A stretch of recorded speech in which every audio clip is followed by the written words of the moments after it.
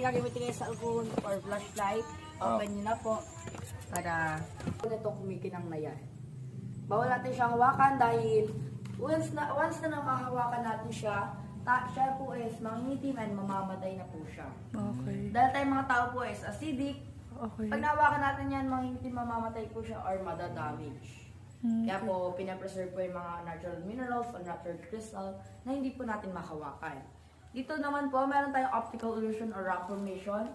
Isang bungo ng tao o skull. Ito po yung dalawang mata, ilong, and bibig.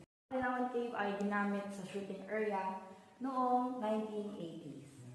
So, dito po nag-shooting ang Encantadia, Alcaparico, Canesto, and ang Provinciano, ang Panday, and marami pa pong ibang nag-shooting dito. And sa international movie po, hindi kayo makakapaniwala na nagpunta na dito si Jackie Chan. Oh.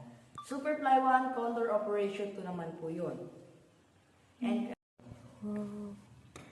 okay po. Ang gusto niya sa stalactites, meaning po ng silig. And stalagmite naman po yung G naman po, yun yung G naman po niya sa stalag is meaning po ng ground. Pag nag-combine na nag-win po sila, magiging column na rin po sila. Kaso, rarity po ang Kalinawan Cave. So, billion years bago po magbuo ng ganyang column. Oh. And yung nasa gilid po yan, ay, ang tawag po dyan is helictites. Gets niyo po ba? Anong tawag niya? Helictites. Helictites. Yes po. Ito na po tayo. Yan ay mamamatay po sila and madadamage. Mangingitim po yan and madadamage na po yung natural mineral. Dahil tayo mga tao. So, 70 to 80 feet under the ground. Pero bago tayo magpatuloy dyan, pakita ko muna sa inyo itong mga cave reaperies or tinatawag na pong curtains.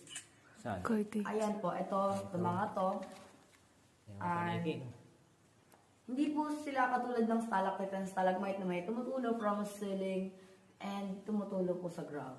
Sila po ay nagpo-form from the moist of the cave wall. Ito po, para po siyang falls. Nagsisimula po siya sa taas, bumababa Okay. yung moist niya. And yung moist po yun is nagiging natural mineral na rin po. And kung makikita niyo itong puting to, time will come po after billion year po. Billion year, Bago siya. magiging cave reapers na rin po siya, mangangapal po siya. Okay po, dito na po Okay. tayo. Ang tawag dito, be? Rock formation po ng isang palaka, pulo ng palaka. Rock formation or optical illusion, depende sa inyong imagination. Okay.